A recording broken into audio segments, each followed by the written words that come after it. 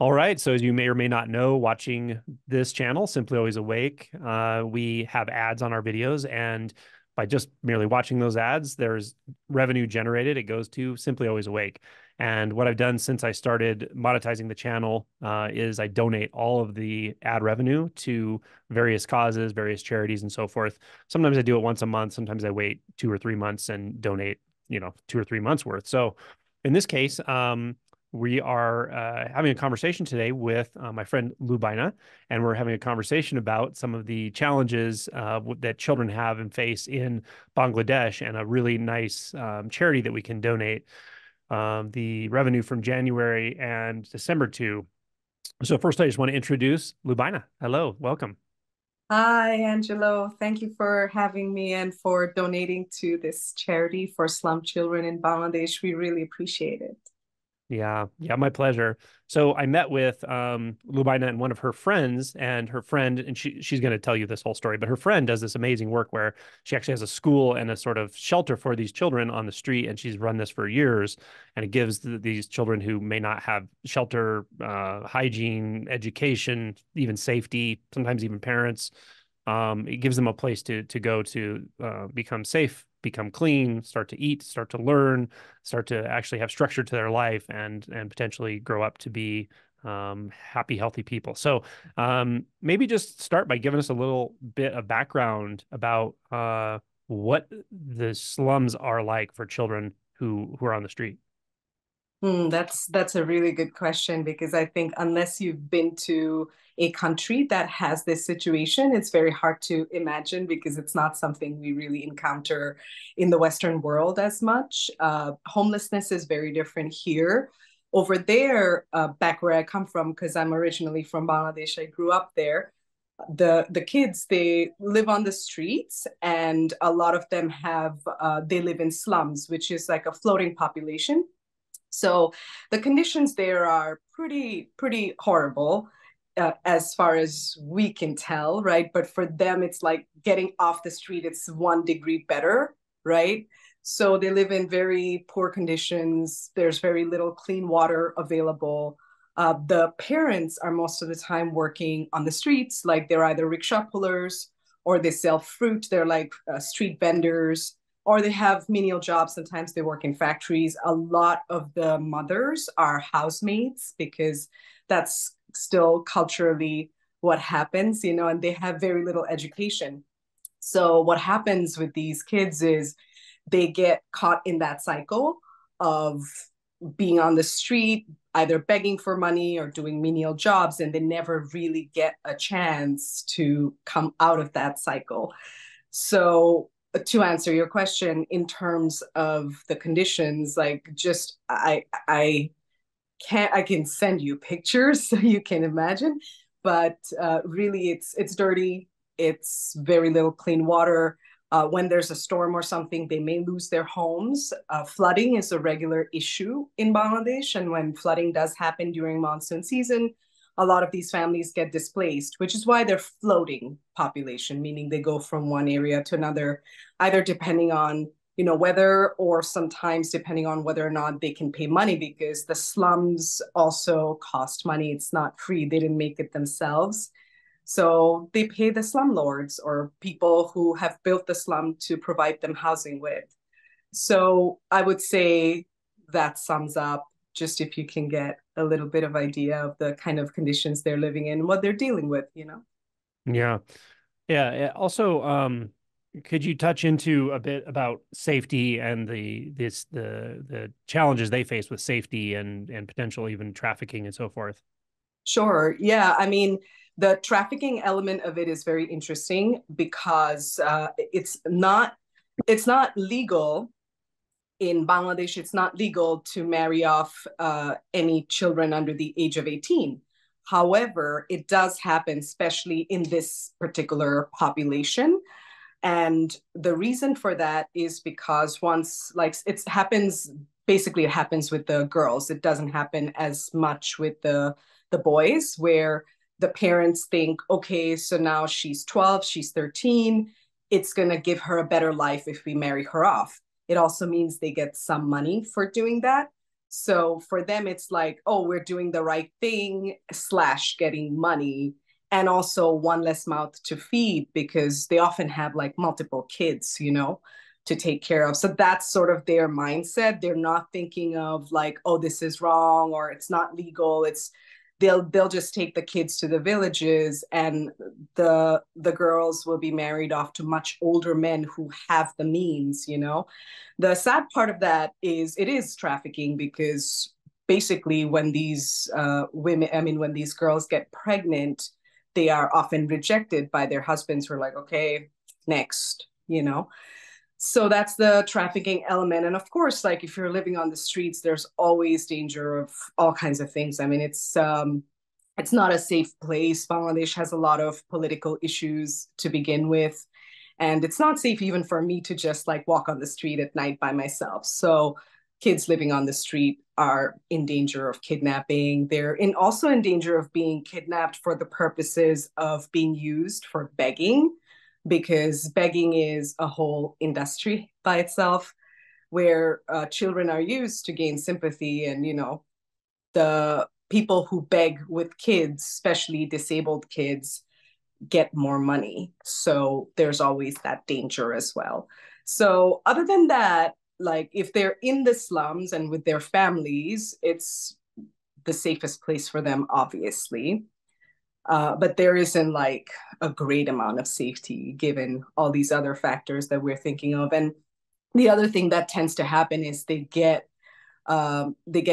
become part of gangs very easily, because they don't, that's what they see on the street, so they're prone to being drawn into violence at a very early age, because that's what they get exposed to. Yeah. Yeah. Well, so let's talk about your friend. Let's introduce her Yes. a little bit and talk about what she does. Yeah, so her name is Afroza Sarwar, and what she does is she has a charity called Snoda. It's a very long and complicated Bengali name that even I cannot pronounce properly, but we'll just say Snoda.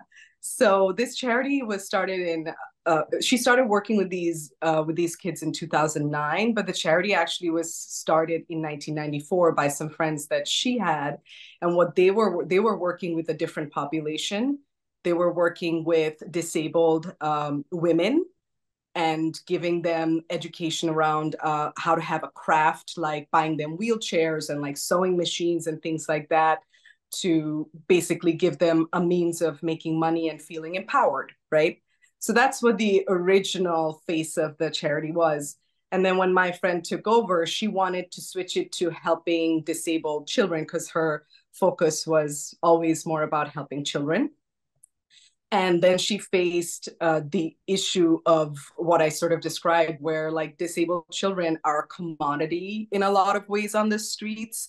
So she ended up figuring out that it would cost her a lot of money to try to get children to help. Like basically she had to pay people, like pay their parents or their families, just to even be able to get them to come to her. And I'm gonna talk about it a little bit as to like that whole dynamic of like what motivates their families to let them come to her charity right now. So when she realized that helping disabled kids was going to cost a lot of money, which she didn't have, she decided to focus on the slum children, which was sort of an easier population to get into, because the parents are more open. And at the same time, she still needed to explain to them that it's because her sense was, okay, I want to give them education, basic education, like teach them Bengali, English, math, and science. Those are like the four subjects that they teach in the school that she created. But when she started making the school, she realized, oh, these kids have like no idea how to groom themselves, because they're living on the streets. They're rolling around in dirt, and they don't have, a lot of the times, they don't even have proper clothing.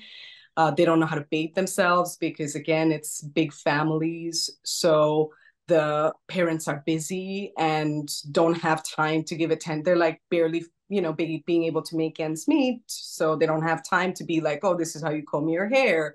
Oh, when you scratch your hair, you have lice, you need to wash it, or any of that stuff. So what she started to do was she went to these slums, talked to their families, and said, if you send your kids to me, I will give them education, but first I'm going to feed them. So that was like that is a big motivation for them, that whenever they come, they get a meal, you know? And so that was also motivation for the kids, and she brought them in, and first she gave them education around hygiene, like why they need to clean themselves and how to clean themselves. And then she gave them clothes. So slowly, slowly, because she was really doing it all on her own and not getting like a lot of donations and stuff, slowly, slowly, she got them to a point where, okay, now we can start teaching you some math and science and Bengali and English and how to write. And she told me that the kids went from, like, when she would first get them, if you ask them like, what do you want to be when you grow up, they'd be like, I want to be in the gang, and I want to be the main guy of the gang, or stuff like that. And now they have like aspirations. They're like, I want to be an engineer, I want to be a doctor. Oh, So it's very touching. I always, like, when I first met her, and when I saw these children, I was very moved. Yeah. yeah. Well, when we met with her, and as I mentioned, I met her as well. So when we met with her, it was very obvious to me. I was just struck by the fact that she really gives her whole heart to this. And I was also struck by how challenging it would be just to have such a paucity of resources and so much need.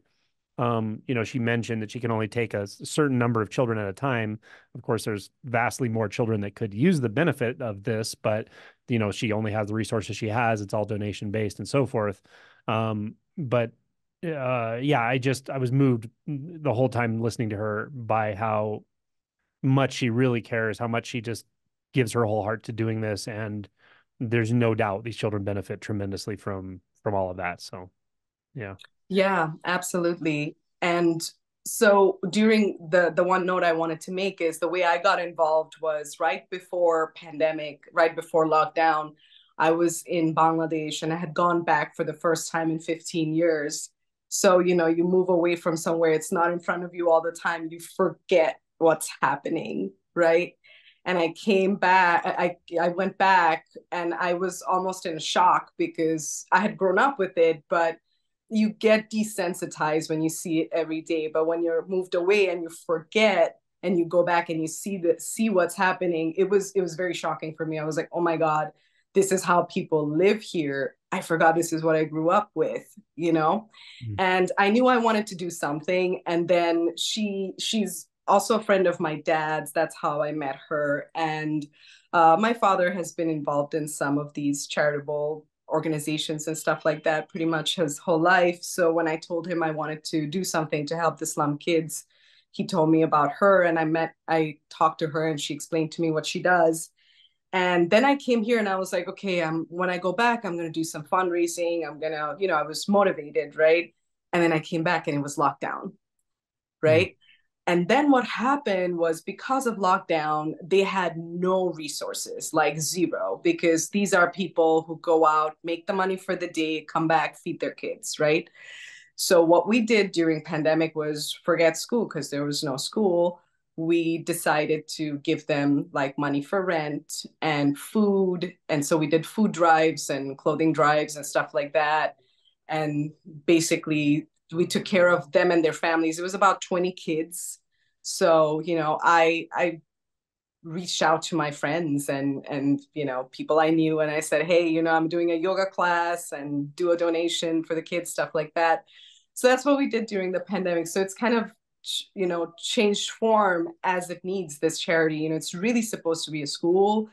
And she does want to bring more art into it, to encourage the creativity of kids. And she has had them do stuff like planting trees and making art, but it's all volunteer. The teachers are volunteers, and again, like, resources are limited. So Mm. we've sort of done whatever we can. So that's pretty much it. Yeah.